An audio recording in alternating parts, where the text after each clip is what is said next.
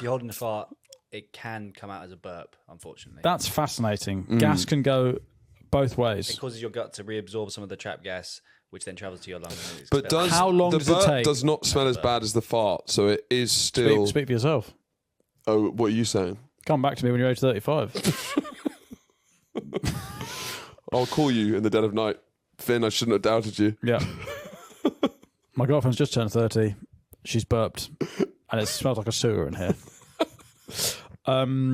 How quickly does the trapped fart become burp? Because in my head it's like, oh no, can't go around the way. You know. Well, it got to come out somehow. And also, do you know that where farts come out if you don't fart?